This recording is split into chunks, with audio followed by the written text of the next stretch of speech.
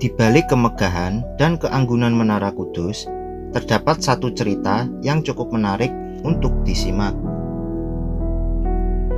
Konon ceritanya, tak banyak politisi hingga pejabat ataupun orang-orang penting yang memiliki kekuatan khusus yang mau singgah atau berziarah ke makam Sunan Kudus.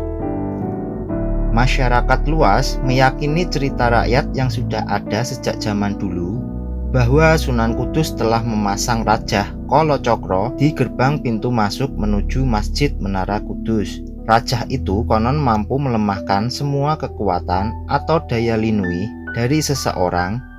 Bahkan dipercaya penguasa akan segera kehilangan kekuasaannya jika melewati rajah tersebut. Ceritanya bermula dari konflik internal di Kesultanan Demak sepeninggalan raja keduanya yang bernama Pati Unus. Penerus tahta berikutnya yaitu Sultan Trenggono tidak sepenuhnya didukung oleh kalangan kerajaan, sehingga terus terjadi gejolak dan pemberontakan. Terjadinya konspirasi untuk menghabisi sejumlah pangeran yang berhak atas tahta puncak perseteruan terjadi pada masa akhir Kesultanan Demak, ketika Hadiwijaya, sang menantu Trenggono, menyatakan diri sebagai penerus sultan dan memindahkan pusat pemerintahan ke daerah Pajang, Solo. Perlawanan datang dari Arya Penangsang, anak dari Raden Kikin Surowiyoto yang dibunuh pada perselisihan kenaikan tahta Trenggono. Surowiyoto harusnya lebih berhak atas tahta, karenanya Arya Penangsang sebagai anak laki-lakinya merasa lebih berhak menjadi sultan dibanding menantu Trenggono. Pada situasi politik yang sangat panas itulah kedua belah pihak datang ke pesantren Kanjeng Sunan Kudus untuk meminta nasihat kepada sang Sunan. Di masa itu Kanjeng Sunan Kudus adalah ulama yang sangat disegani di kalangan lingkungan kerajaan Demak. Demi mendapatkan tahta Demak, Hadiwijaya dan Arya Penangsang berusaha merebut simpati dari sang Sunan. Sunan Kudus rupanya menghendaki semuanya dikembalikan dari nol. Jika ingin mencari solusi dari konflik panas ini, semua harus menanggalkan posisi politik, jabatan, ataupun kekuasaannya masing-masing. Karena itulah beliau memasang rajah Kalacakra untuk menihilkan semua kekuatan, kedikdayaan, dan kekuasaan kedua pihak yang berseteru. Sunan Kudus akhirnya membuat rajah Kalacakra dan diletakkan di pintu gerbang masuk Masjid Menara Kudus.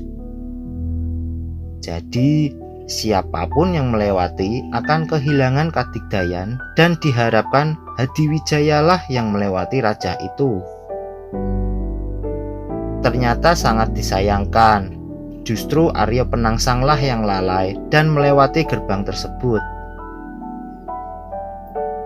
Celakalah dia setelahnya, seketika kekuatannya luntur dan mengharuskan dia berpuasa selama 40 hari. Setelah tahu Arya Penangsang tidak mempunyai kekuatan akibat kelalaiannya itu, kemudian Sultan Hadiwijaya menyusun rencana untuk membunuh Arya Penangsang, dan akhirnya tewas di tangan Sultan Hadiwijaya.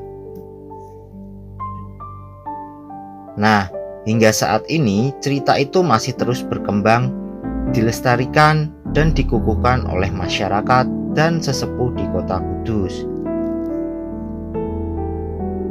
Banyak pejabat dan politisi yang kemudian tidak mau ambil resiko setelah datang ke Masjid Menara Kudus. Ya, mungkin takut akan kehilangan pengaruh dan kekuasaannya, sob. Untuk mengakalinya, biasanya para pejabat yang masuk lingkungan masjid melewati pintu samping.